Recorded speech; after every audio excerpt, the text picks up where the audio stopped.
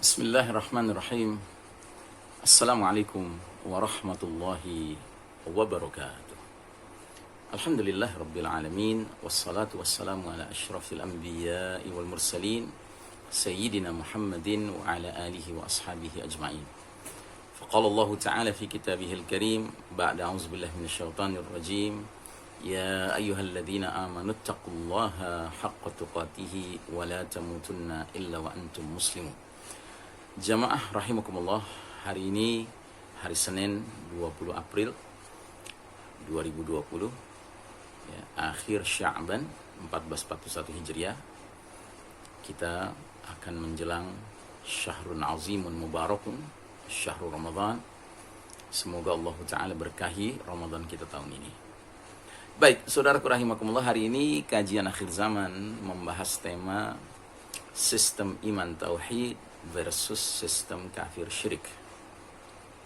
Dalam perjalanan sejarah Islam dan umat Islam, kita sudah bahas hadis mengenai periodisasi atau ringkasan sejarah umat Islam, di mana Nabi Muhammad SAW dalam satu hadis itu meringkas perjalanan umat ini ke dalam 5 periode, 5 fase, 5 babak ya. Dan babak demi babak setelah kita lalui, dan kita sekarang berada di babak keempat yang disebut oleh Nabi sebagai babak mulkan jabariyah, babak para penguasa yang memaksakan kehendak mereka. Babak ini sangat berbeda dengan babak-babak sebelumnya, apalagi dengan babak yang kelima nanti, yang terakhir. Di babak keempat ini, we are living in the darkest chapter of the Islamic history. Kita sedang menjalani babak paling kelam dalam sejarah umat Islam. Karena yang memimpin adalah mereka-mereka yang merasa berkuasa dan memaksakan kehendak mereka. Ya. Nah, sebelumnya kita telah mengalami babak pertama, babak an-nubuwah, kenabian. Itu babak terbaik sepanjang sejarah umat Islam, karena pada masa itu generasi awal umat ini, para sahabat radhiyallahu anhum ajmain, langsung dipimpin oleh manusia terbaik sepanjang zaman, Nabi Muhammad sallallahu alaihi wasallam. Babak ini tidak berlangsung lama, hanya 23 tahun. Itu pun harus kita cermati dengan baik. Karena babak pertama ini sekalipun babak yang terbaik, tetapi dia terbagi menjadi 2 fatrah, 2 periode. Ada fatrah Makkiyah dan fatrah Madaniyah. Fatrah periode di Mekah berjuang, dan periode di Madinah berjuang setelah hijrah. Nah, secara garis umum, ketika berjuang di Mekah, Nabi dan para sahabat berada dalam kondisi terpuruk ya. Mereka dalam kondisi lemah ya. Justru Allah Ta'ala sedang memberikan hak kepemimpinan kepada kaum kufar, kaum musyrikin Mekah, dan mereka dahsyat sekali memperlihatkan permusuhannya kepada ya dakwah yang dibawa oleh Nabi Muhammad SAW dan para pengikutnya. Sementara setelah hijrah, justru sebaliknya, flipping the situation, situasi berbalik. Justru Nabi dan para sahabat oleh Allah diizinkan mengokohkan posisi mereka sehingga berjaya di Madinah ya. Karenanya di Madinah kita lihat berbagai penerapan nilai-nilai Islam mencapai bentuk paripurnanya ya, sehingga dinul Islam, agama Islam ini tampil dengan kelengkapan nilai-nilai syamil, kamil, mutakamil ya, nilai-nilai komprehensifnya, nilai-nilai sempurnanya, dan nilai-nilai yang saling menyempurnakan antara satu bidang dengan bidang ya Islam lainnya. Masya Allah Ta'ala. Nah, datang babak kedua, namanya babak khilafatun ala minhajin nubuwah, babak kekhalifahan yang mengikuti metode kenabian. Nah, di babak kedua ini ya, perjalanan babak ini berlangsung juga singkat, hanya 30 tahun. Sebagaimana hadis Nabi mengatakan, setelah aku wafat akan muncul al-khulafa'u thalathuna aman, akan muncul para khalifah 30 tahun, wa ba'da dzalika al-muluk, dan sesudah itu raja-raja ya. Nah, babak kedua ini ditandai dengan kepemimpinan orang-orang terbaik setelah Nabi Muhammad SAW. Mereka para sahabat pilihan, semuanya mubasyirina bil jannah, sudah dijanjikan surga oleh Allah Ta'ala bagi mereka, yaitu Abu Bakar Siddiq, Umar bin Khattab, Utsman bin Affan, dan Ali bin Abi Thalib radhiyallahu anhum ajma'in. Ada yang menambahkan Hasan bin Ali ya, sehingga genap menjadi 30 tahun ya. Nah, sudah berlalu babak kedua, dan di babak kedua ini juga Islam memperlihatkan ya kedigdayaannya, supremasinya, dan kemuliaannya, ya, rahmatan lil alamin terasa, ya, baik itu kepemimpinan Abu Bakar kah, Umar kah, Utsman kah, maupun Ali, ya. Nah, datang kemudian babak ketiga, namanya babak mulkan abdan, raja-raja yang menggigit. Secara penyebutan di babak ketiga, umat Islam memiliki pemimpin yang tetap julukannya khalifah, ya, yang karenanya sistemnya adalah sistem khilafah. Lalu kenapa Nabi menggunakan istilah yang berbeda dengan di babak kedua? Karena di babak ketiga ini suksesi pergantian seorang khalifah kepada khalifah berikutnya meniru cara-cara kerajaan. Karena sejarah mencatat di babak ketiga ini jatuh bangun silih berganti kerajaan-kerajaan Islam, dinasti-dinasti Islam, ya. Dan dari sekian banyak dinasti Islam itu ada 3 yang menonjol, yaitu dinasti Bani Umayyah, dinasti Bani Abbasiyah, dan dinasti Kesultanan Utsmani Turki. Nah, secara umum di babak ketiga ini ya umat juga masih berjaya, masih berada pada posisi leading the world, ya, memimpin dunia ini dengan nilai-nilai Islam, masya Allah. Hanya saja, ya, kadangkala umat mengalami adanya khalifah-khalifah yang terasa begitu adil dan penuh kasih sayang, tapi kadang-kadang ada khalifah yang juga zalim. Namun sekalipun zalim khalifahnya, umat ketika itu bersabar menghadapi kezaliman khalifah itu. Karena apa? Karena at least setidak-tidaknya si khalifah itu tidak merubah apa? Merubah fondasi kehidupan, ya, umat, berlandaskan nilai-nilai, ya, sumber nilai, sumber norma, dan sumber hukum kitabullah wa sunnah, ya. Itu ciri khas dari babak ketiga. Nah, di babak ketiga ini, ya, masya Allah, ya, wilayah kepemimpinan umat semakin meluas. Bahkan di era Kesultanan Utsmani Turki, ya, luasnya wilayah itu membentang, ya, dari Afrika di sebelah barat sampai, ya, Indonesia di sebelah timur, dari Rusia di utara sampai Afrika sebelah selatan. Masya Allah ta'ala. Nah, kemudian datanglah babak keempat. Nah, babak keempat adalah babak di mana Allah ta'ala mentakdirkan kondisi umat ini menjadi mirip seperti babak pertama Said A. Masih ingat babak pertama? Babak kenabian Said A, artinya masa ketika berjuang di Mekah. Umat kembali menjadi lemah, ya.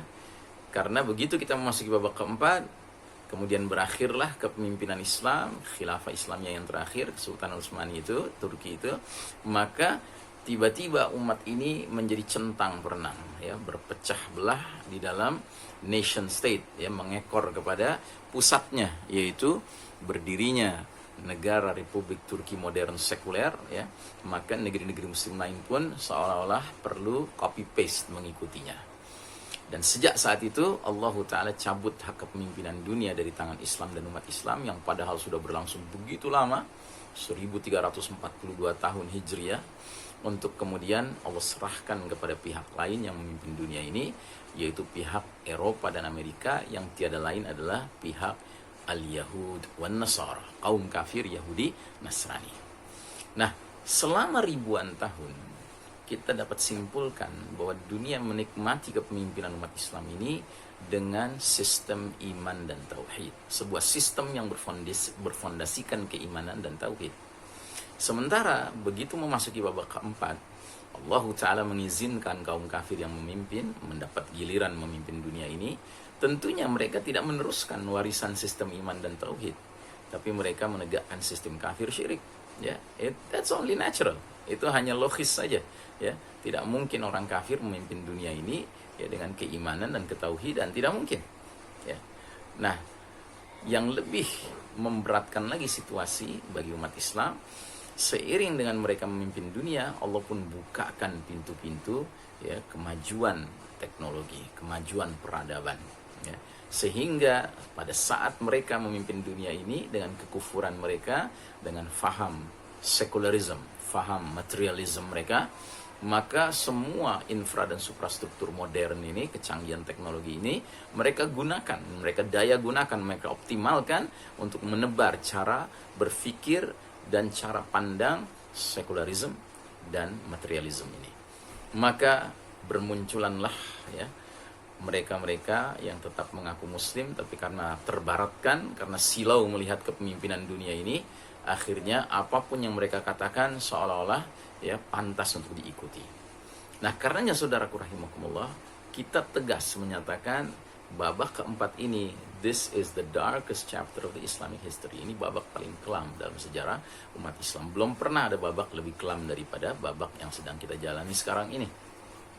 Tapi jangan khawatir ya. Sesungguhnya apa yang kita alami ini adalah sebuah tahapan saja ya. Sementara Nabi Muhammad SAW mengatakan setelah berlalunya babak keempat ini ya, dan dia pasti berlalu ya, karena dia punya expired date ya kan, maka akan muncul babak kelima, yaitu babak khilafatun ala minhajin nubuwah, babak kekhalifahan yang mengikuti metode kenabian ya. Dan ya, kami secara khusus sangat bersangka baik kepada Allah Ta'ala bahwa pergantian babak keempat ke babak kelima ini tampaknya tidak akan lama lagi. Hanya saja yang harus kita sadari adalah ada satu tabiat bahwa tidak mungkin kita berjaya kembali ya tanpa adanya ya kesulitan-kesulitan yang harus kita hadapi. Harus ada masa transisi penuh ujian, penuh cobaan, penuh rintangan yang sadar tidak sadar akan kita hadapi. Ya, dan sekarang semakin kita rasakan ya ujian-ujian itu, kesulitan-kesulitan itu.